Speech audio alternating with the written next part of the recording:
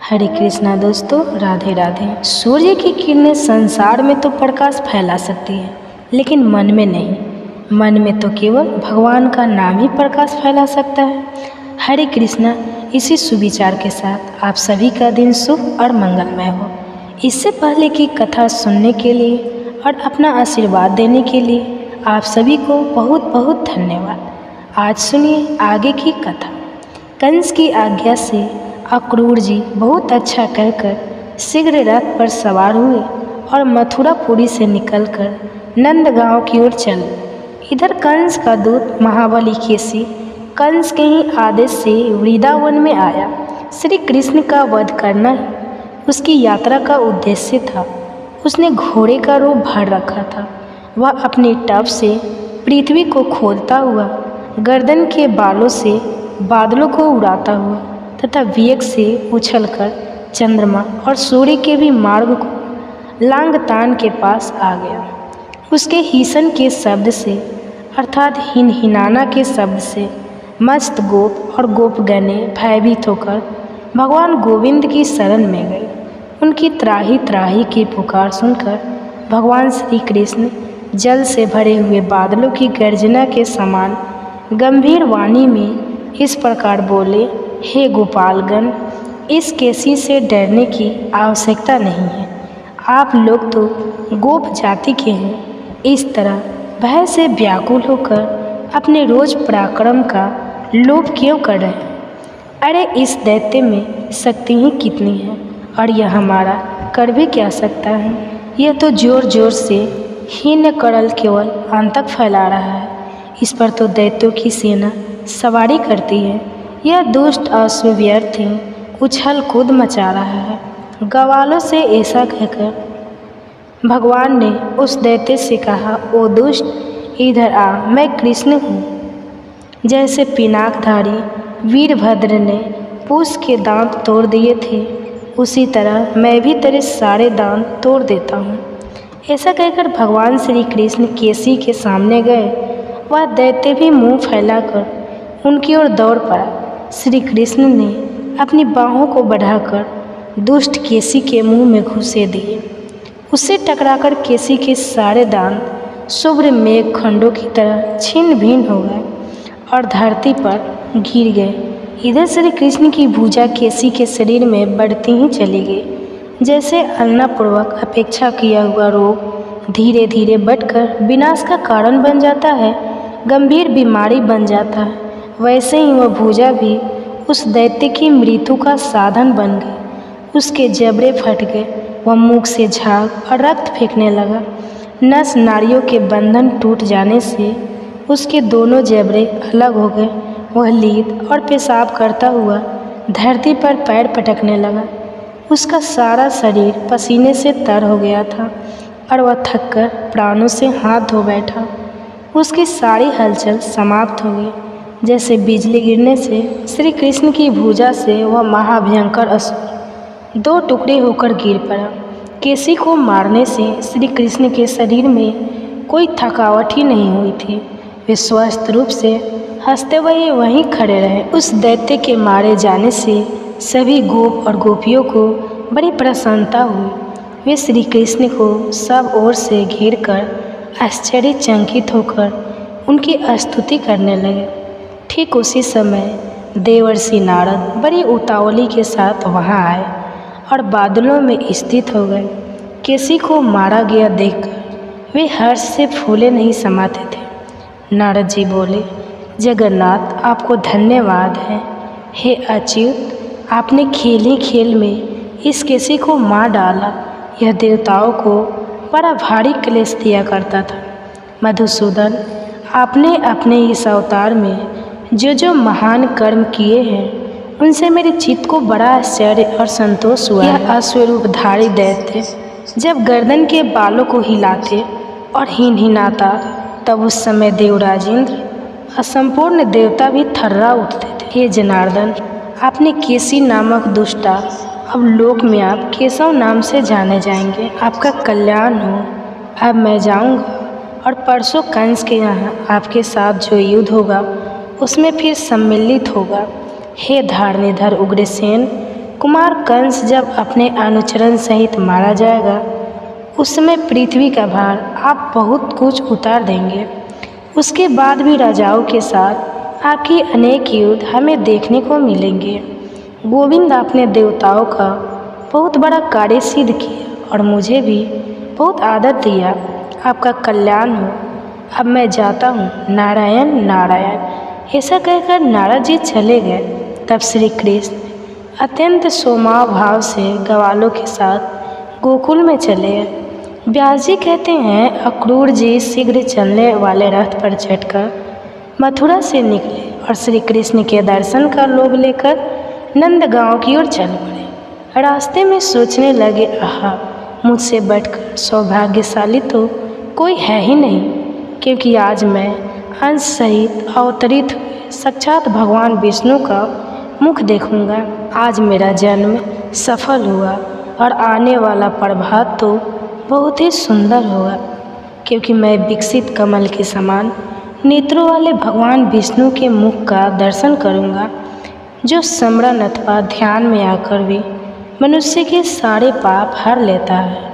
वही कमल के समान नेत्रों वाला श्री विष्णु का सुंदर मुख आज मुझे देखने को मिलेगा, जिससे संपूर्ण वेद और वेदांग का प्रादुर्भाव हुआ है तथा जो देवताओं के लिए सर्वश्रेष्ठ आश्रय है। भगवान के उसी मुख का आज मैं दर्शन करूंगा।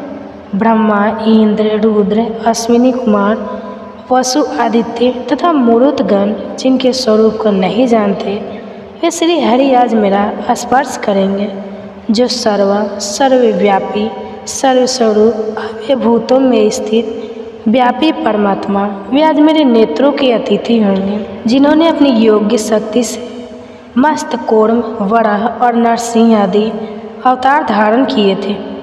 वही भगवान आज मुझसे वार्तालाप करेंगे। स्वेच्छा से शरीर धारण करने वाले अविनाशी जगन्नाथ इस समय कार्यवंश ब्रिज में निवास करने के लिए मानव रूप धारण किए हुए, जो भगवान अनंत अपने मस्तक पर इस पृथ्वी को धारण किया करते हैं, वही जगत का हित करने के लिए अवतरित होकर आज मुझे अक्रूर कहकर बुलाएंगे। पिता पुत्र सुहित, भ्राता माता और बंधु बांधव रूपिणी, जिनकी माया को यह जगत हटा नहीं पाता, उन भगवान को मेरा बारंबार नमस्कार है, जिनके हृदय में स्थापित करके मनुष्य इस योग माया रूपी फैली हुई अविद्या को उतर जाते हैं। उन विद्या स्वरूप परमात्मा को नमस्कार है, जो संपूर्ण जगत के निवास स्थान है, जिनके सत्य और असत्य दोनों प्रतिष्ठित हैं। वे भगवान अपने सहज सत्व गुण से मुझ पर प्रसन्न हो, जिनका स्मरण करने पर मनुष्य पूर्ण कल्याण का भागी होता है।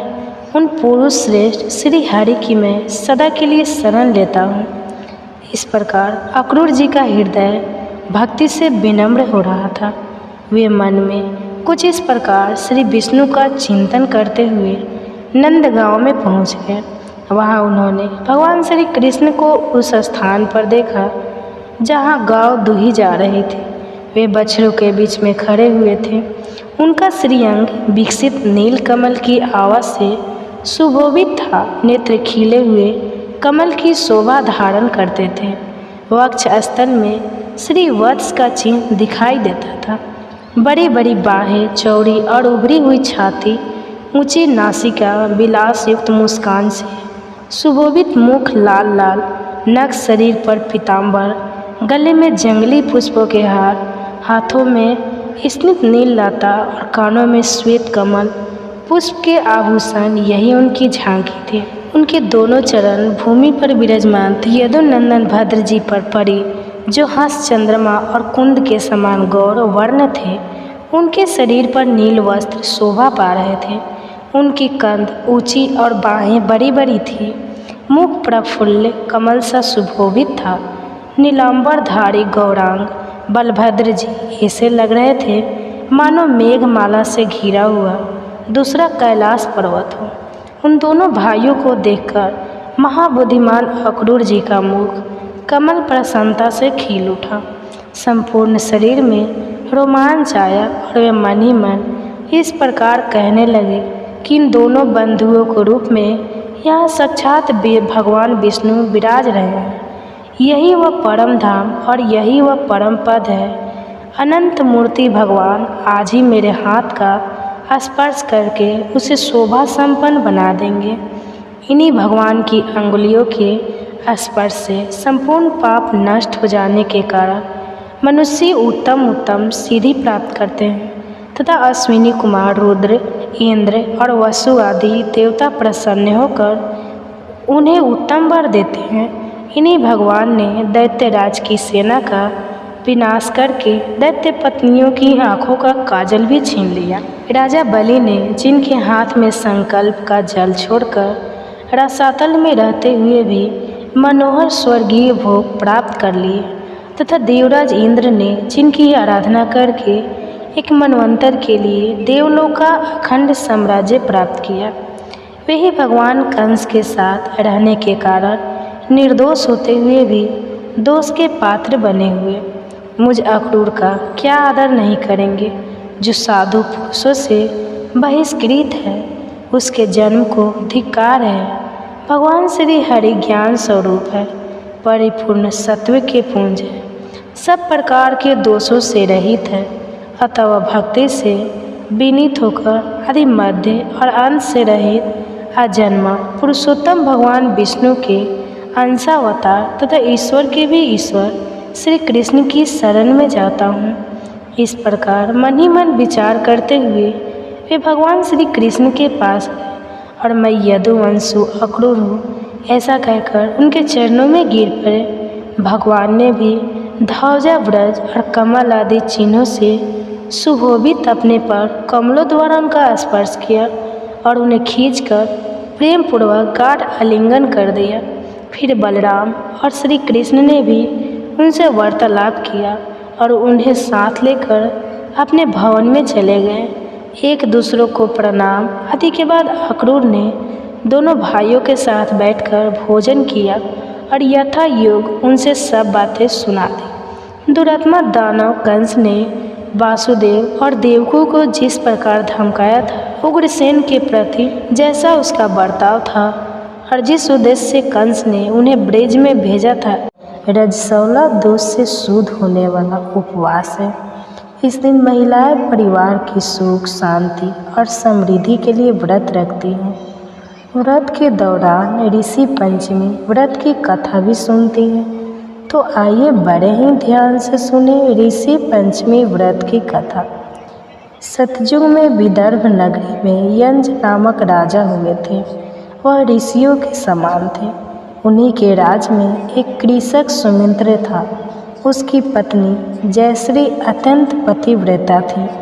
एक समय वर्षा ऋतु में जब उसकी पत्नी खेती के कामों में लगी हुई थी तो वह राजसावला हो गई। उसको राजसावला होने का पता लग गया, फिर भी वह घर के कामों में लगी रही। कुछ समय बाद वह दोनों स्त्री पुरुष अपनी अपनी वायु भोग कर मृत्यु को प्राप्त हुए। जयश्री तो स्वान बनी और सुमित्र को राजसावला स्त्री के संपर्क में रहने के कारण बैल की योनि मिली, क्योंकि वो दोष के अतिरिक्त इन दोनों का कोई अपराध नहीं था। इसी कारण इन दोनों को अपने पूर्व जन्म का समस्त विवरण याद रहा। वे दोनों स्वान और बैल के रूप में उसी नगर में अपने बेटे सुचित्र के यहाँ रहने लगे। धर्मात्मा सुचित्र अपने अतिथि का पूर्ण सत्कार करता था। अपने पिता के श्राद्ध के दिन उसने अपने घर ब्राह्मणों को भोजन के लिए नाना प्रकार के भोजन बनवाए। जब उसकी स्त्री किसी काम के लिए रसोई से बाहर गई तो एक सांप ने रसोई की खीर के बर्तन में विष मिला दिया। स्वर्ण के रूप में सुचित्र की माँ कुछ देर से सब देख रही थी। पुत्र की बहू के आने पर उसने पुत्र को ब्रह्मा हत्या के पाप से बचाने के लिए उस बर्तन में मुंह डाल दिया। सुचित्र की पत्नी चंद्रवंका यह कृत्य देखा न गया और उसने चूल्हे में से जलती लकड़ी निकालकर श्वान को मार दी। बेचारी श्वान मार खाकर इधर उधर भागने लगी। चौके में जो जूट आदि बची रहती थी वह सब सुचित्र की बहू श्वान को डाल देती थी, लेकिन क्रोध के कारण उसने वह भी बाहर फेंक दिया। सब खाने का सामान फवा कर बर्तन साफ करके दोबारा खाना बनाकर ब्राह्मणों को खिलाया। रात्रि के समय भूख से व्याकुल होकर वह श्वान बैल के रूप में रह रहे अपने पूर्व पति के पास आकर बोली, हे स्वामी, आज तो मैं भूख से मरी जा रही हूँ। वैसे तो मेरा पुत्र मुझे रोज़ खाने को देता था, लेकिन आज मुझे कुछ नहीं मिला। सांप के विष वाले खीर के बर्तनों को अनेक ब्रह्मा हत्या के भय से छूकर उनके ना खाने योग्य कर दिया। इसी कारण उसकी बहू ने मुझे मारा और खाने को कुछ भी नहीं दिया।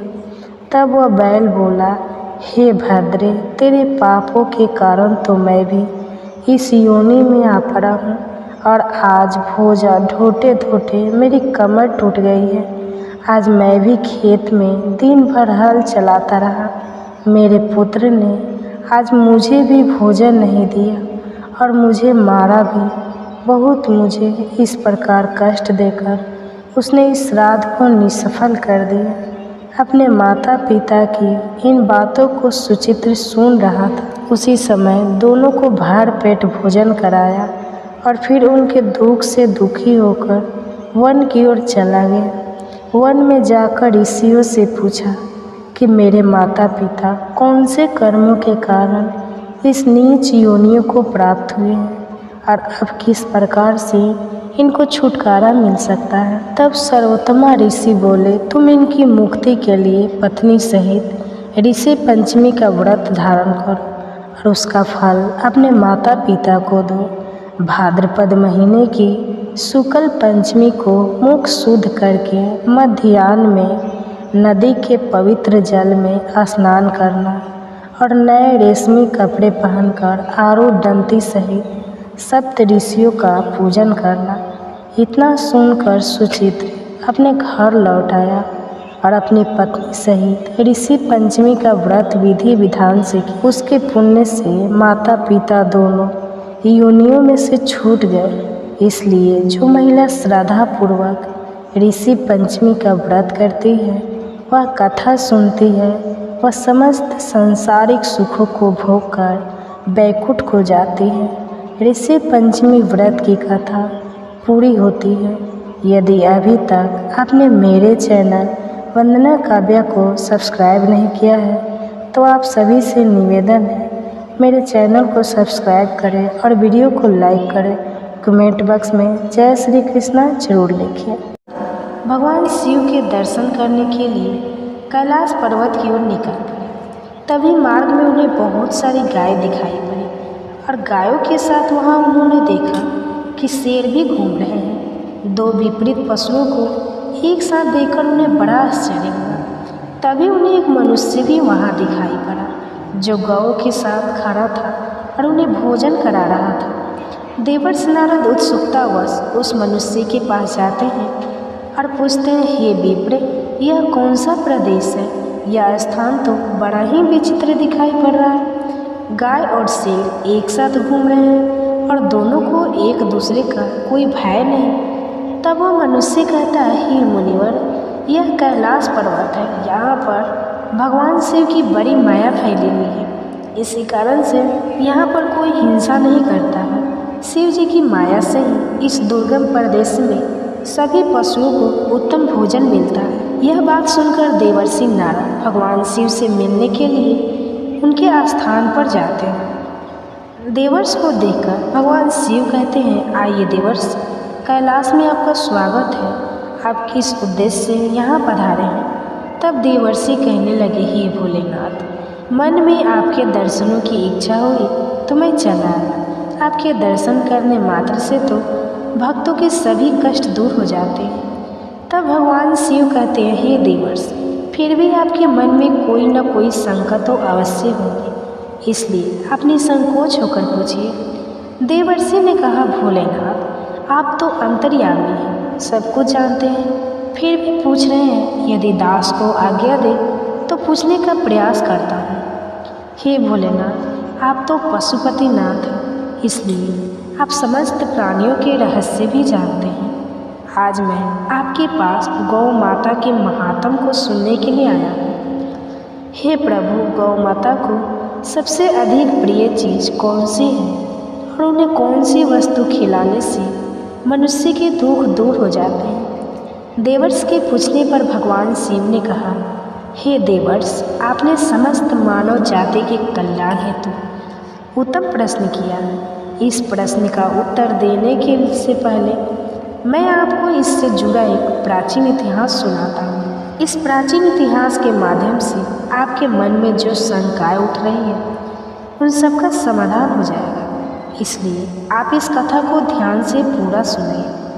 प्रिय श्रोताओं, जो भी इस कथा को ध्यान से और सच्चे मन से सुनता है, भगवान उसके सभी दुखों का नाश कर देते हैं, उसके सभी पापों का नाश कर देते हैं और उसे दुर्गम से दुर्गम स्थान में भी उत्तम फल की प्राप्ति होती है। देवर्षि कहते हैं, हे भोलेनाथ, आपके मुख से इस कथा को सुनना मेरा परम सौभाग्य है। कृपा इस कथा को अवश्य ही कहिए। मैं भी इसे ध्यानपूर्वक सुनूंगा और इसका प्रचार भी करूंगा। तब भगवान शिव देवर्षि नारद को कथा सुनाने लगते हैं। भगवान कहते हैं, हे देवर्ष, पूर्व समय की बात है, पृथ्वी लोक पर एक अत्यंत दुर्गम मुरु स्थल है। उस मुरु स्थल में कोई भी मनुष्य जीवित नहीं रह सकता, कोई प्राणी जीवित नहीं रह सकता। वह प्रदेश प्राणियों के मन में भय उत्पन्न करने वाला और अत्यंत दुर्गम, अत्यंत दुष्कर है। वहाँ पर कोई भी मनुष्य, कोई प्राणी रह ही नहीं सकता। उस स्थान पर तो केवल प्रेतों का ही वास रहता है। वहाँ की भूमि तापसी है।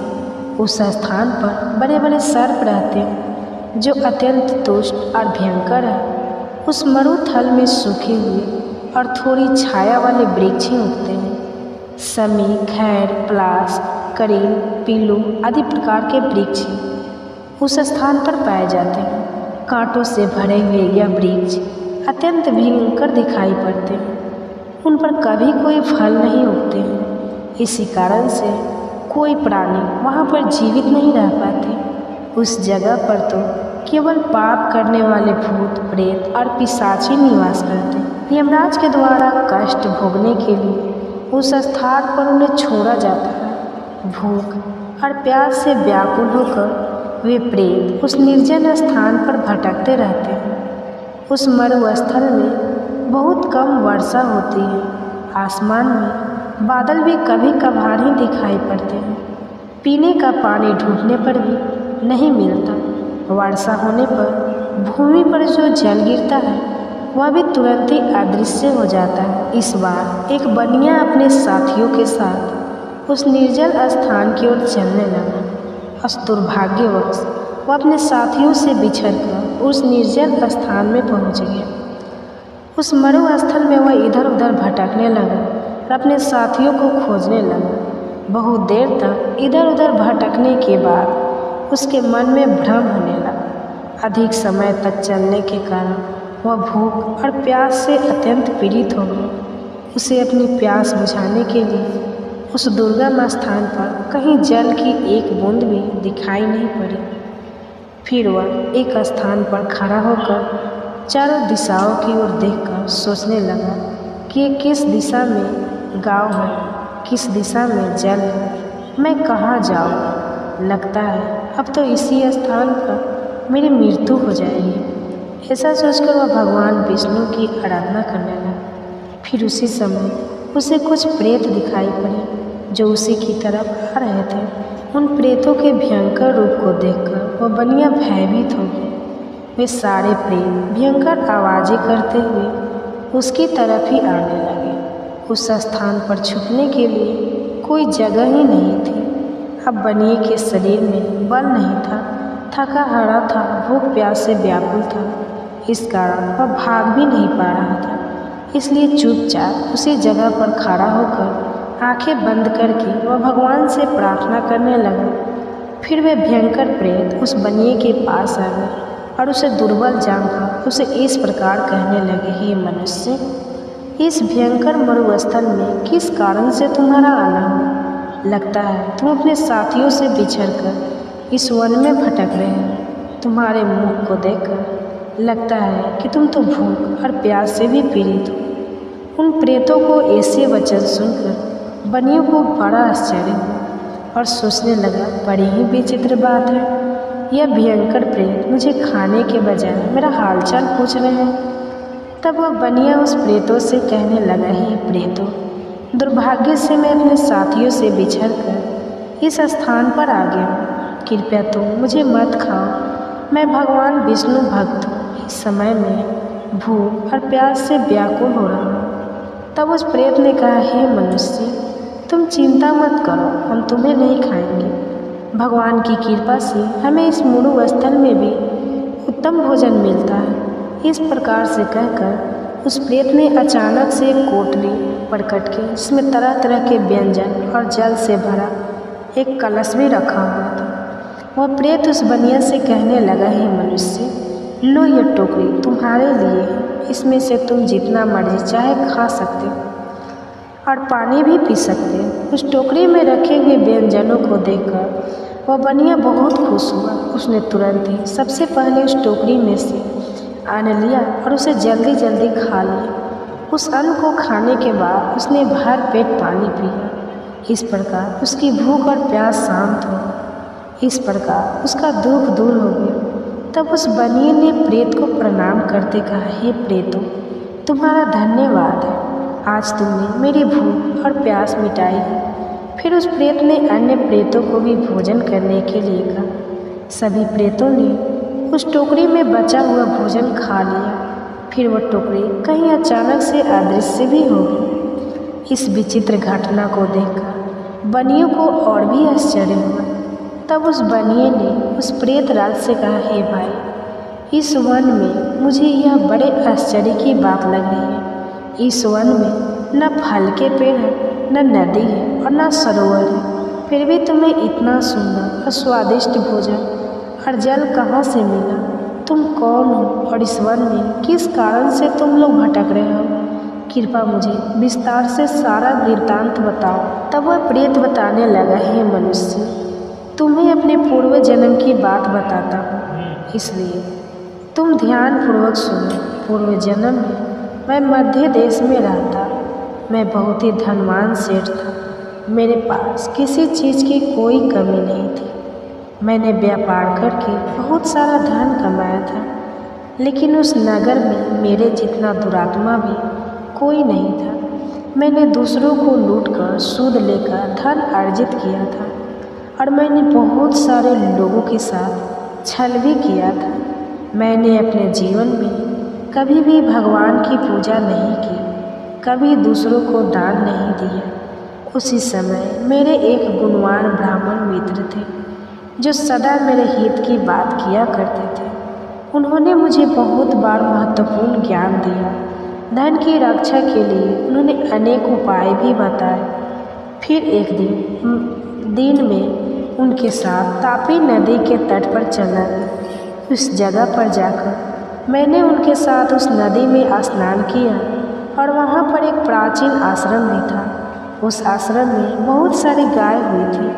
अपने मित्र की बात मानकर मैंने उन गायों को एक टोकरी भरकर केले के फल खिलाए और फिर लौटकर अपने घर चला गया। उस समय के बाद देव योग से मेरी मृत्यु हो गई। मृत्यु के बाद मुझे यम के 2 दूत लेने के लिए आए और वे मुझे पकड़कर यमराज के पास ले गए। यमराज ने चित्रगुप्त से मेरा लेखा जोखा देखने के लिए कहा। फिर चित्रगुप्त ने मेरा लेखा जोखा निकाला और कहने लगे, हे धर्मराज, यह दुरात्मा तो नास्तिक है।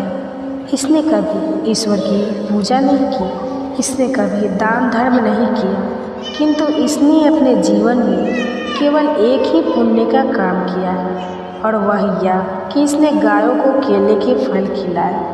बस इतना ही इसने पुण्य किया। चित्रगुप्त की बात सुनकर यमराज ने अपने दूतों को आदेश देकर मुझे प्रेत बनाकर इस दुर्गम प्रदेश में डाल देने के लिए कहा। नास्तिक और दुरात्मा लोगों को प्रेत बनाकर इस दुर्गम प्रदेश में डाल दिया जाता है। लेकिन मेरे द्वारा केवल एक ही पुण्य का काम हुआ था। मैंने गाय को टोकरी भरकर केले के फल खिलाए थे। इसी कारण मुझे इस भयंकर दुर्गम स्थान में भी अपने पुण्य के कारण ही एक टोकरी भरकर स्वादिष्ट भोजन मिलता है। प्रेतों को ऐसा भोजन नहीं मिलता। प्रेतों का भोजन अत्यंत घृणित और दुर्गंध भरा होता है, किंतु मेरे द्वारा अर्जित पुण्य के कारण यहाँ पर रहने वाले प्रेतों को भी स्वादिष्ट भोजन मिलता है। इसी कारण से इन सब ने मुझे अपना प्रधान बना दिया। यहाँ पर निवास करने वाले सभी प्रेत दुर्वात्मा हैं। इन्होंने बहुत सारा पाप किए हैं। किसी ने देवालय से धन की चोरी की है, पराई स्त्रियों से संबंध बनाए, कुछ ने अपने स्वामी के साथ विश्वासघात किया। इसी कारण यह सब अपने अपने पापों का भोग करते हुए प्रेत बने हैं। भगवान विष्णु परमात्मा है और आप भगवान विष्णु के परम भक्त दिखाई पड़ते हैं। इसलिए आपके इस स्थान पर आने से मेरी मुक्ति हो जाएगी और मुझे उत्तम गति भी प्राप्त होगी। परंतु मेरे बिना ये सभी प्रेत इस मरु स्थल में कष्ट भोग, इसलिए आप मुझ पर कृपा करके मेरे इन सभी प्रेत मित्रों की मुक्ति के लिए उपाय कीजिए। हे मनुष्य, मैंने हिमालय पर्वत की एक गुफा में खजाना छुपाया है। आप उस खजाने को प्राप्त करके इन प्रेतों की मुक्ति के लिए इनका श्राद्ध और तर्पण आदि कार्य करो। ऐसा कहकर वह प्रेत अदृश्य हो गया और उसे मुक्ति मिल गई। फिर वह बनिया हिमालय पर गया और उसने वहाँ पर उस प्रेत के द्वारा बताया गया खजाना भी प्राप्त कर लिया। और फिर वह गया तीर्थ में अन्य प्रेतों की मुक्ति के लिए श्राद्ध करने के लिए पहुँचे। वहाँ जाकर उस बनिए ने उन प्रेतों के लिए श्राद्ध करना प्रारंभ किया। जिस दिन वह जिस प्रेत का श्राद्ध करता वह प्रेत रात को उसके स्वप्न में आकर उसे दर्शन देकर कहता है, हे महाभागी, क्या तुम्हारा धन्यवाद है। इस प्रकार से अनेक दिनों तक उस बनिए ने वहाँ पर सब प्रेतों के लिए श्राद्ध किया और सभी प्रेत एक एक करके उसके सपने में आकर उसे दर्शन देने लगे और सभी प्रेतों को मुक्ति मिल गई। फिर वह बनिया अपने घर पर लौट आया और भगवान विष्णु की भक्ति करने लगा। इसके बहुत समय के बाद उस बनिए की मृत्यु हुई और वह भी परम दुर्लभ धाम यानी बैकुंठ लोक को चला गया। महादेव जी कहते हैं, हे देवर्ष, इस प्रकार से मैंने आपको गाय को केले का फल खिलाने का महत्व सुना दिया। जो मनुष्य नित्य गाय की सेवा करता है और केले का फल खिलाता है उसे उत्तम गति मिलती है। गायों के 5 अंग गोबर, मूत्र, दूध, दही और घी यह अत्यंत पवित्र और शुद्धि के साधन भी है। गोबर से ही बील वृक्ष उत्पन्न हुआ जिसमें मेरा ही वास होता है। गोबर से ही कमल के बीज उत्पन्न हुए। गोमूत्र से गुगुल की उत्पत्ति हुई जो देखने में बहुत ही प्रेम और सुगंध भरे जो सभी देवों का आहार है। संसार में मूलभूत गौ दूध से उत्पन्न, सभी मंगलिक पदार्थ दही से उत्पन्न, घी से अमृत उत्पन्न होता है तो देवों के तृप्ति का साधन। गाय से ही यज्ञ पवित्र होता है। गौ माता के शरीर में 33 कोटि देवी देवताओं का वास होता है। गौ माता एक अत्यंत पवित्र, निर्मल, शांत, निष्पाप जीव है। अर्थात वेद में गौ माता को संसार का पालन पोषण करने वाले कामधेनु माता कहा गया। गौ माता के दर्शन करने मात्र से मनुष्य के हजारों पाप नष्ट हो जाते हैं। इसलिए भूले से भी कभी निष्पाप गौ माता पर अत्याचार नहीं करना चाहिए। गौ माता को कभी मारना नहीं चाहिए। उन्हें कभी भी किसी प्रकार का कोई कष्ट नहीं देना चाहिए, क्योंकि गाय को मारना हिंदू धार्मिक शास्त्रों में सबसे बड़ा पाप माना गया है। जो मनुष्य गौ माता की निस्वार्थ भाव से सेवा करेगा वह जीवन में कभी प्रकार के सुख और समृद्धि प्राप्त करेगा। जो स्त्री रसोई में बनी पहली रोटी गौ माता को खिलाएगी वह सदा सुहागी और सौभाग्यशाली बनी रहेगी। जो लोग अपने घर में गौ माता से प्राप्त पंच गव्य को घर में रखेगा उसके घर में कभी अकाल मृत्यु नहीं होगी। उसके घर में कभी अलक्ष्मी का वास नहीं होगा, कभी गरीबी नहीं आएगी। जो व्यक्ति प्रतिदिन किसी न किसी तरह से गौ माता की सेवा करता है वह इस संसार में सबसे अधिक पुण्यवान माना जाता है। तो दोस्तों, यह थी आज की कथा। उम्मीद है आपको वीडियो पसंद आई होगी। वीडियो अच्छी लगी तो चैनल को सब्सक्राइब करना मत भूलिए। धन्यवाद। दयानिधान। पान पुष्प मोदक चढ़े, लड्डू मेवा थाल, सद्गुण हमको दीजिए हे शिव जी के लाल। आप सभी को गणेश चतुर्थी की ढेर सारी शुभकामनाएं। विघ्नहर्ता भगवान गणेश आप सभी की रक्षा करें। आज के इस वीडियो में आप जानेंगे गणेश चतुर्थी के दिन गणेश भगवान की स्थापना की संपूर्ण विधि के बारे में। वीडियो शुरू करने से पहले आप सभी से अनुरोध है, अगर आप भी गणेश भगवान का आशीर्वाद चाहते हैं तो आज की वीडियो के कमेंट बॉक्स में गणेश भगवान की जय जरूर लिखिए। भगवान गणेश खुद रिद्धि सिद्धि के दाता और शुभ लाभ के प्रदाता है। वह अपने भक्तों की बाधा, संकट, रोग, दोष और दरिद्रता को दूर करते हैं। हर साल भाद्रपद मास के शुक्ल पक्ष की चतुर्थी तिथि को पूरे देश में गणेश चतुर्थी का पर्व धूमधाम से और बहुत ही उत्साह के साथ मनाया जाता है। भगवान श्री गणेश की स्थापना इस दिन की जाती है। इस दिन मंदिर से लेकर घर घर में गणेश भगवान की मूर्ति की स्थापना की जाती है और पूरे 10 दिनों तक गणपति बाबा की पूजा करने के बाद जल्दी वापस आने की कामना के साथ अनंत चतुर्दशी के दिन उनका विसर्जन कर दिया जाता है। क्योंकि गणेश चतुर्थी के दिन गणपति बप्पा अपने भक्तों के घर में अतिथि बनकर आते हैं और भक्त भी अपनी श्रद्धा के अनुसार भगवान गणेश को 1.5 दिन से लेकर 11 दिनों तक अपने घर में रखते हैं। इसलिए अगर आप गणपति बप्पा को अपने घर पर ला रहे हैं तो आपको उनकी स्थापना बहुत ही सावधानी के साथ, पूरे विधि विधान के साथ, मंत्रोच्चार विधि के साथ करनी चाहिए। क्योंकि अगर गणपति बप्पा की स्थापना विधि विधान से ना की जाए तो सुख समृद्धि के बजाय आपको उसका दोष भी लग सकता है और आपके घर में परेशानियां भी आ सकती हैं। गणेश भगवान की पूजा बहुत ही सरल होती है। गणेश जी को मानना भी बहुत आसान है और यह अपने भक्तों के प्रेम और श्रद्धा से बहुत जल्दी प्रसन्न भी हो जाते हैं।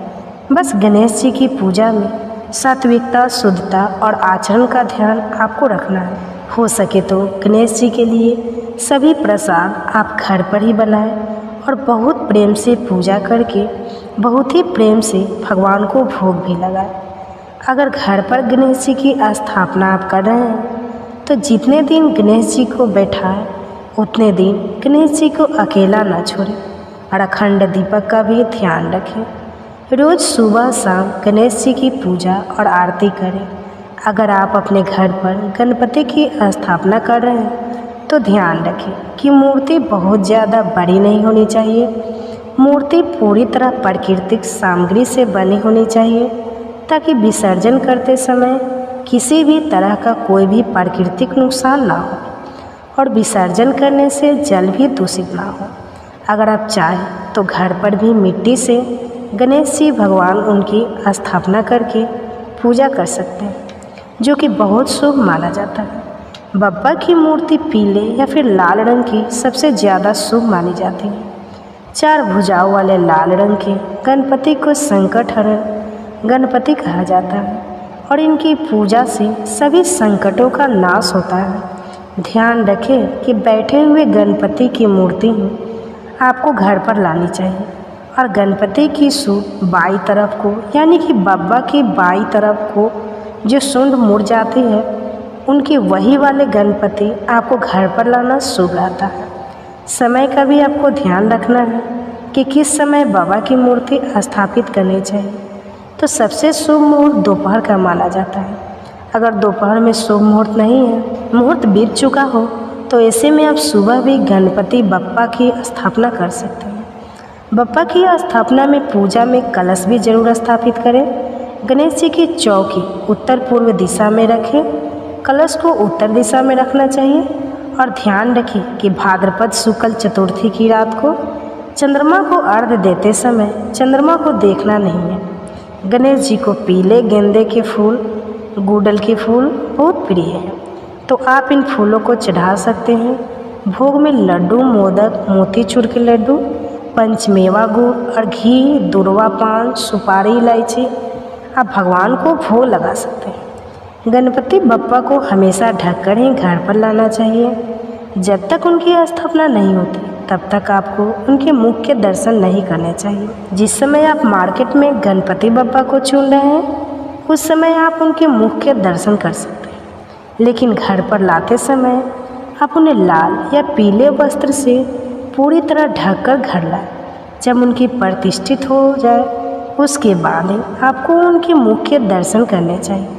सुबह नहा धोकर साफ वस्त्र पहनकर पूजा स्थान को आप बहुत अच्छे से सजा लें, रंगोली से या फिर लाइट से, जैसे भी आप मंडप आदि से सजाना चाहते हो अपनी सामर्थ्य के अनुसार सजा लें।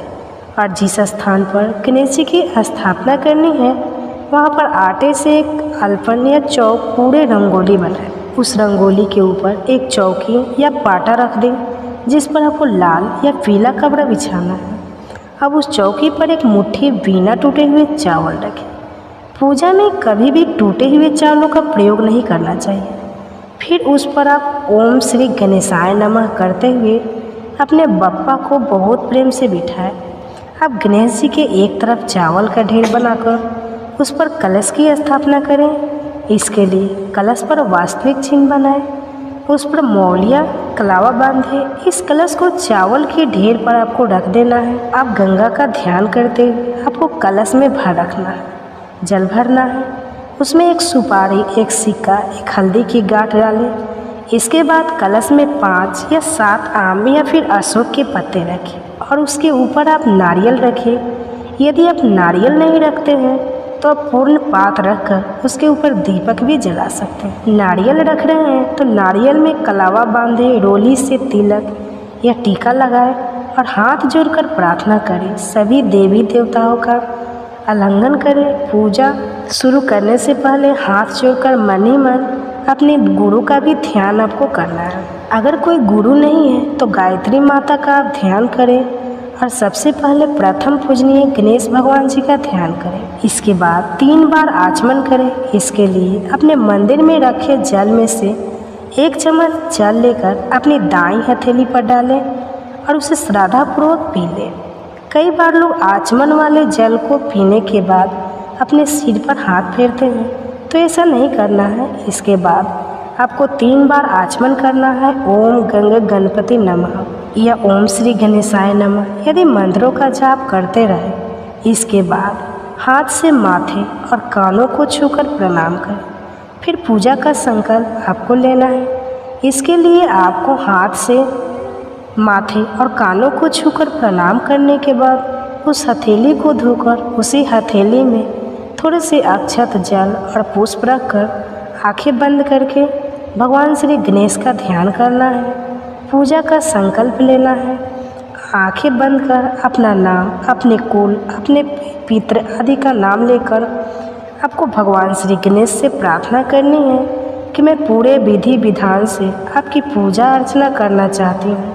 हे गणपति बप्पा, मेरी पूजा, मेरी प्रार्थना, मेरा उपवास स्वीकार करें। भगवान की पूजा करना बहुत ही सौभाग्य की बात है और जिस घर में बप्पा की स्थापना करते हैं उस घर में साक्षात भगवान गणेश के साथ माता रिद्धि और सिद्धि का भी वास हो जाता है। इसके बाद गणपति भगवान को आप गंगा जल से स्नान कराएं। गंगा जल के छींटे देकर पवित्र करें। किसी पुष्प की सहायता से आपको गणेश जी पर जल के छींटे डालने हैं। फिर उन्हें वस्त्र, आभूषण, मौली, जनेऊ आदि अर्पित करना है। उन्हें कुमकुम और अक्षत का सिंदूर का तिलक लगाना है। गणेश जी को सबसे अंत में पंचमेवा का भोग लगाया जाता है। गणेश जी को 5 मौसमी फल अर्पित कर सकते हैं। केले और दुर्वा अर्पित करें। गणेश जी की पूजा में तुलसी का प्रयोग भूल से भी आपको नहीं करना है। भोग में भगवान को मोदक, मोतीचूर के लड्डू, इलायची बहुत प्रिय है, आप इन्हें अर्पित कर सकते हैं। सुपारी जरूर अर्पित करें, क्योंकि सुपारी को गणेश जी का ही प्रतीक माना जाता है। गणपति बप्पा को पीले फूल या गेंदे के फूलों से बनी माला और पुष्प अर्पित करें। पूरी पूजा करने के बाद ओम गंगा गणपति नमः या ओम श्री गणेशाय नमः इन मंत्रों का जाप करते रहें।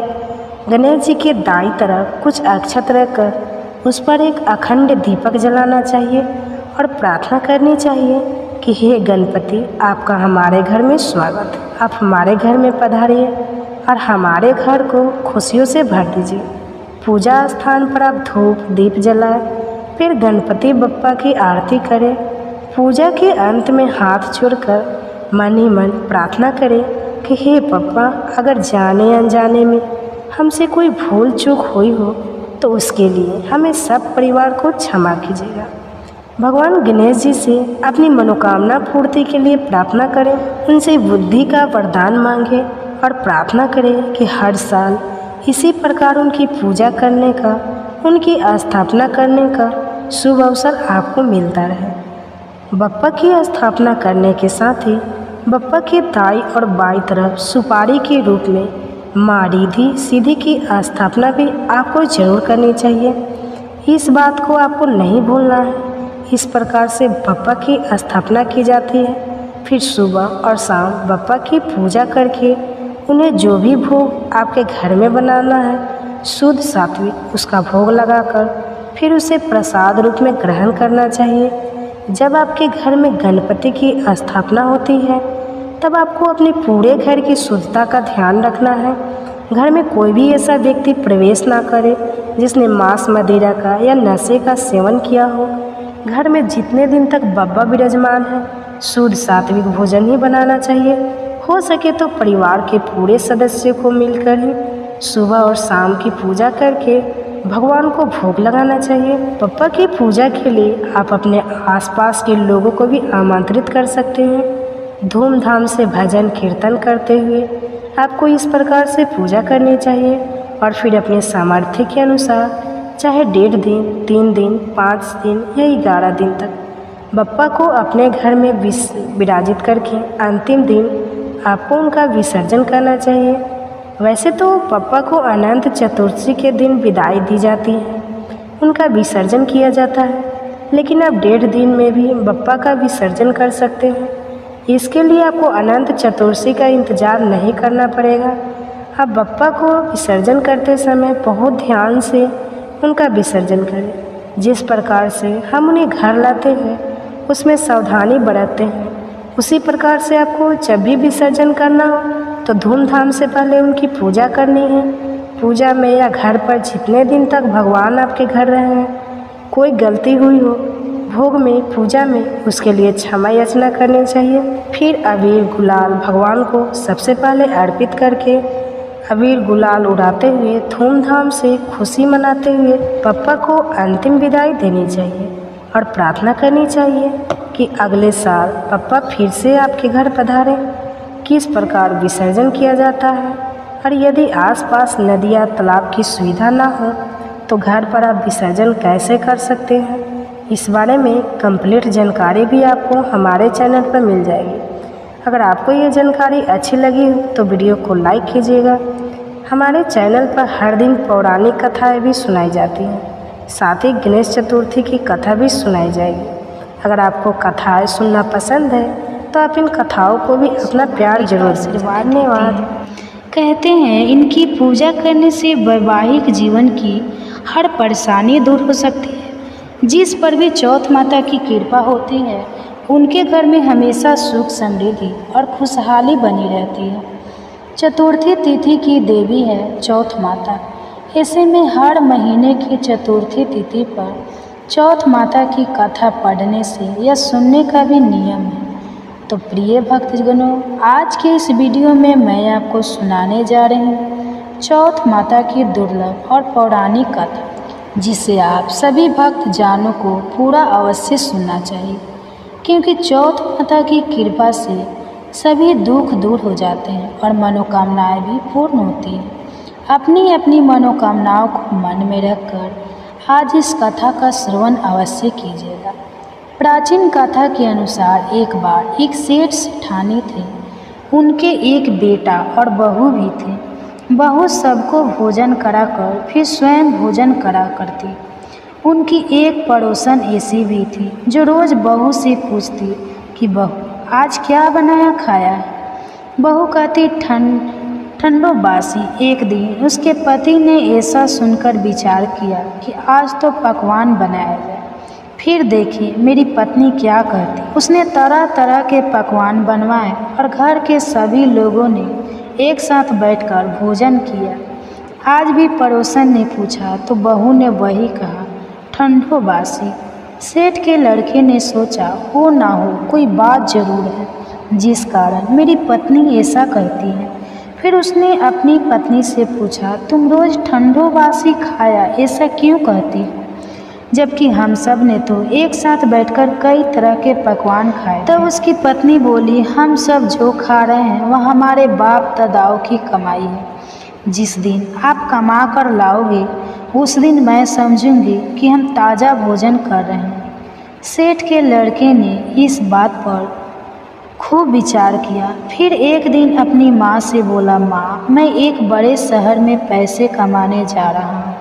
माँ बोली, बेटा हमारे पास तो इतना धन है कि खाए नहीं खाया जाएगा। माँ के मना करने पर भी बेटे ने खुद कमाने का निश्चय कर लिया और जाते समय अपनी पत्नी से बोला कि मैं जब तक कमाकर बहुत सारा धन लेकर वापस ना लौट आऊँ तुम चूल्हे की आग मत बुझने दे। और फिर एक दिन चूल्हे की आग बुझ गई तब वह मन ही मन घबराने लगी, कहीं मेरे पति पर कोई संकट तो नहीं आ पड़ा।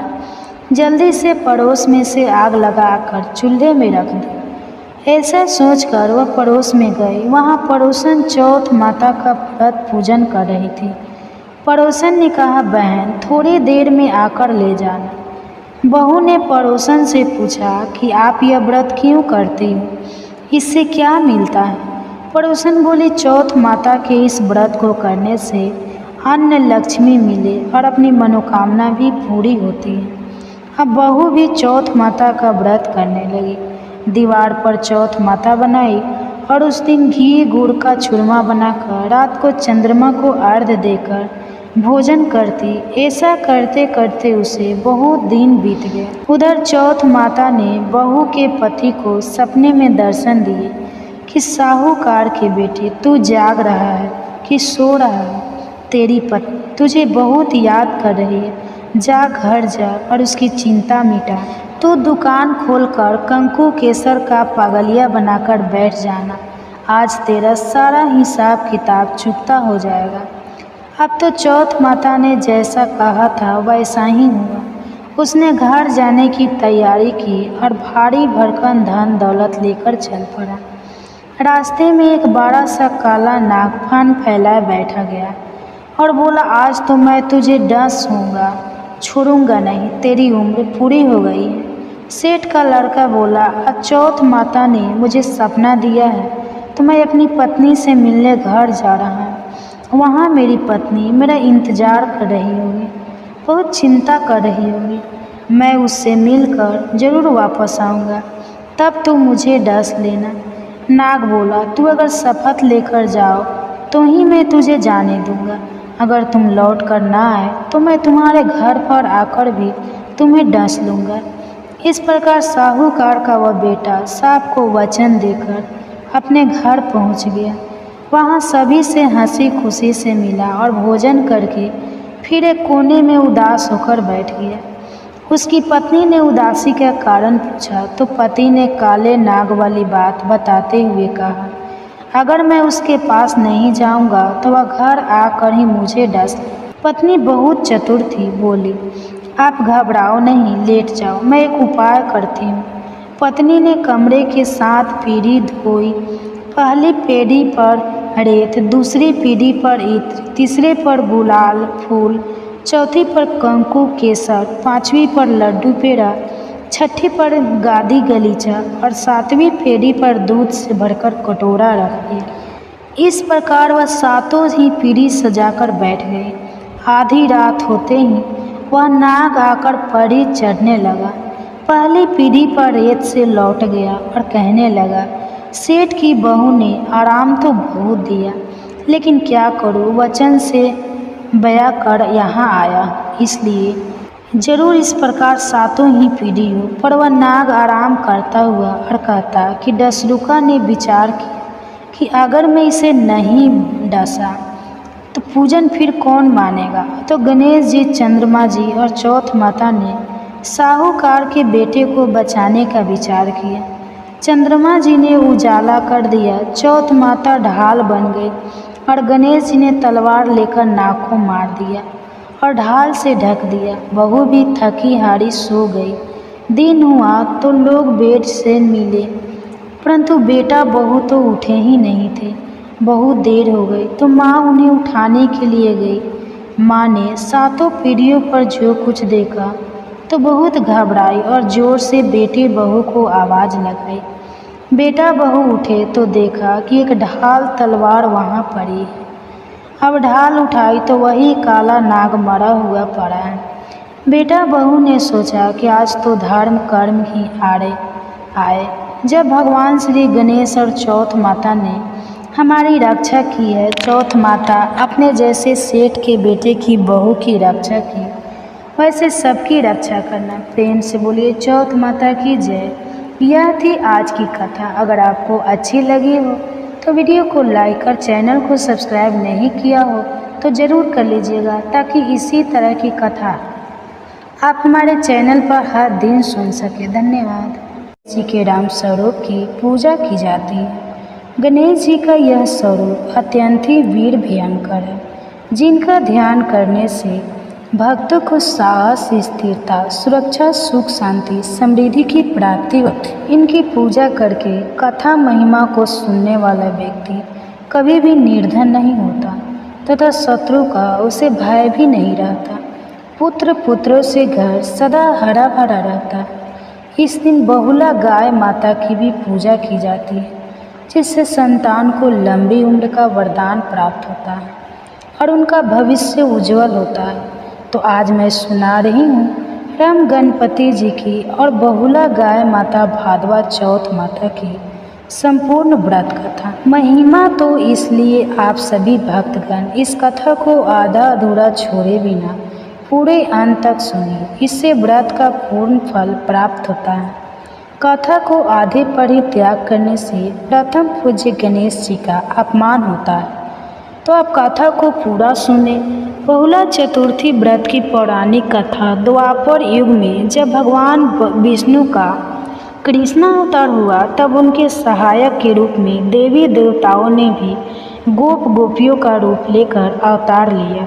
गौ शिरोमणि का कामधेनु भी बहुला नाम की गाय बनकर नंद बाबा की गौशाला में आ गई। भगवान श्री कृष्ण का बहुला से और बहुला का भगवान से अपार स्नेह था। बालक श्री कृष्ण को देखते ही बहुला के स्तनों से दुग्ध धारा बहने लगती थी। श्री कृष्ण बहुला के उस दूध का पान किया करते थे। एक बार श्री कृष्ण जी ने बहुला की परीक्षा लेने के विचार से जब बहुला वन में घास चर रही थी तो उसके सामने रूप में प्रकट हो गई। बहुला सिंह को देखकर भयभीत हो गई और कांपने लगी, लेकिन हिम्मत करके सिंह से बोली, हे वनराज, मेरा बछड़ा भूखा है, वह मेरी प्रतीक्षा कर रहा होगा, अतः मुझे जाने दो, मैं उसे दूध पिलाकर तुम्हारे पास आ जाऊंगी, तब मुझे खाकर अपनी भूख मिटा लेना। सिंह ने कहा कि सामने आए आहार को कैसे जाने दूँ, तू वापस नहीं आई तो मैं भूखा ही रह जाऊंगा। बहुला ने सत्य और धर्म की शपथ लेकर कहा, मैं अवश्य आऊंगी। बहुला की शपथ पर विश्वास करके सिंह ने बहुला को जाने दिया। बहुला अपने बछड़े को दूध पिलाकर अपने वचन की रक्षा हेतु सिंह के पास आ पहुंची। बहुला की सत्य निष्ठा को देखकर श्री कृष्ण जी अत्यंत ही प्रसन्न हुए और अपने वास्तविक स्वरूप में आकर कहा, बहुले, तुम मेरी परीक्षा में सफल हुई। अब से भाद्रपद चतुर्थी के दिन गौ माता के रूप में तुम्हारी पूजा होगी। तुम्हारी पूजा करने वाले को धन और संतान का सुख मिलेगा। बहुला भगवान श्री कृष्ण का आशीर्वाद प्राप्त कर अपने घर लौट आई और अपने बछड़े के साथ आनंद से रहने लगी। तो बोलिए बहुला गाय माता की जय। जय हो श्री कृष्ण भगवान। तो प्रिय भक्तगणों, अब आइए श्रवण करते हैं रंग चतुर्थी भगवान श्री गणेश जी की मुख्य कथा। एक बार पार्वती जी ने गणेश जी से पूछा कि हे पुत्र, भादो मास की कृष्ण चतुर्थी का व्रत, जिसको संकट नाशक चतुर्थी कहा गया है, किस तरह किया जाता है, मुझसे कहिए। गणेश जी बोले, हे माता, भाद्रपद की कृष्ण चतुर्थी संकट नाशक तरह तरह के फलों एवं सिद्धियों को देने वाली है। इसकी पूजा पहले कहीं कई विधि से ही करनी चाहिए। इस दिन व्रत करके इस कथा को सुनने वाले व्यक्ति को मोक्ष की प्राप्ति होगी तथा उनकी मनोकामनाएं पूर्ण होती है। सो वह इस प्रकार से है। पूर्व काल में एक पुण्य आत्मा और यशस्वी राजा नल हुए। उनकी रूपवती रानी दमयंती नाम से विख्यात थी। राजा नल को एक बार श्रापित होकर राज्य को छोड़ना पड़ा था और रानी से अलग रहने का वियोग सहना पड़ा था। तब रानी ने इस उत्तम व्रत को किया था। पार्वती जी ने गणेश जी से पूछा कि हे पुत्र, दमयंती ने किस तरीके से इस व्रत को किया और किस प्रकार व्रत के असर से 3 महीने के भीतर ही उन्हें अपने पति से मिलने का अवसर मिला। इन सब बातों को आप बताइए। भगवान श्री कृष्ण कहते हैं, हे युधिष्ठिर, पार्वती जी के ऐसा पूछने पर गणपति जी ने जो उत्तर दिया उसे कह रहा हूँ। सुनिए। श्री गणपति जी कहते हैं कि हे माता, राजा नल को बड़ी बड़ी विपत्तियों को झेलना पड़ा। हाथी खाने से हाथियों की और घुड़सवार से घोड़ों की चोरी हो गई। डाकुओं द्वारा राजा का खजाना लूट लिया गया। अग्नि की लपटों से उसका सारा माल स्वाहा हो गया। मंत्रियों ने भी राजा का साथ छोड़ दिया। राजा जुए में अपना सब कुछ हार गए। उनकी राजधानी भी जुए में हाथ से निकल गई। सब ओर से निराश होकर राजा नल वन में चले गए। उन्हें वन में दमयंती के साथ बहुत से कष्ट उठाने पड़े। अंत में उनका रानी से वियोग हो गया। रानी किसी नगर में एक अमीर घराने में काम करने लगी। रानी अन्यत्र किसी नगर में रहने लगी तथा राजकुमार भी किसी दूसरे जगह नौकरी करने लगा। जो कभी राजा रानी राजपूत कहलाते थे, वे भी अब भीख मांगने लगे। नाना प्रकार की बीमारियों से ग्रसित होकर एक दूसरे से बिछड़कर कर्मों के फल पाकर उन्हें भोगते समय गुजारने लगे। एक बार की बात है, वन में इधर उधर भटकते हुए दमयंती ने सर्व ऋषि के दर्शन किए। उसने उनके चरणों में मस्तक झुकाकर और हाथ जोड़कर कहा, हे ऋषिराज, मेरे पति मुझे कब मिलेंगे? किस प्रकार मुझे हाथी घोड़ों से सुसज्जित घनी आबादी वाली नगरी मिलेगी? मेरा भाग्य कब उदय होगा? हे मुनिश्रेष्ठ, कृपया आप ही बताइए। श्री गणेश जी कहते हैं कि दमयंती का यह प्रश्न सुनकर सर्व ऋषि ने कहा, हे दमयंती, मैं तुम्हारे भले की बात कहता हूँ, इसे सुनो। इससे दारुण दुख का नाश होता है और यह समस्त प्रकार की इच्छाओं को पूरा करने वाला, एक अच्छे फल को देने वाला है। भाद्रपद की कृष्ण चतुर्थी संकट नाशनी कही गई है। इस दिन स्त्री पुरुषों को एक दंत भगवान राम नाम के गणपति जी की आराधना करनी चाहिए। इस व्रत को विधि पूर्वक करने से ही, हे रानी, तुम्हारा सभी मनोकामनाएं पूर्ण होगी। 7 माह के भीतर ही तुम्हारे पति तुम्हें मिल जाएंगे। यह बात मैं पूर्व निश्चय के साथ कहता हूँ। गणपति जी कहते हैं कि सब्र ऋषि के इन सभी वचनों को सुनकर दमयंती ने भाद्रपद की संकट नाशनी चतुर्थी का यह व्रत किया। उसी समय से प्रति माह गणेश जी का पूजन करने लगे। 7 माह के भीतर ही राजन इस श्रेष्ठ व्रत को करने से उसे पहले की तरह पति, पुत्र, राज्य और सभी प्रकार के सुख, वैभव आदि की प्राप्ति होगी। इस तरह मैंने सर्वोत्तम व्रत को बताया है। यह समस्त संकटों का निवारण करने वाला तथा भाग्य की उन्नति करेगा। तो बोलिए गंगा गणपते नमः। हे राम गणपति महाराज, अपने सभी भक्तों के दुख को दूर करिए। संकट को काटिए और माताओं को पुत्र की प्राप्ति कराइए। निर्धनों को धन दीजिए और विद्यार्थियों को विद्या दीजिए। जय श्री गणेश। प्रिय भक्तगणों, चौथ माता की कहानी। तीज व्रत भारतीय उपमहाद्वीप में विशेष रूप से भारत और नेपाल में मनाया जाने वाला एक प्रमुख पर्व है।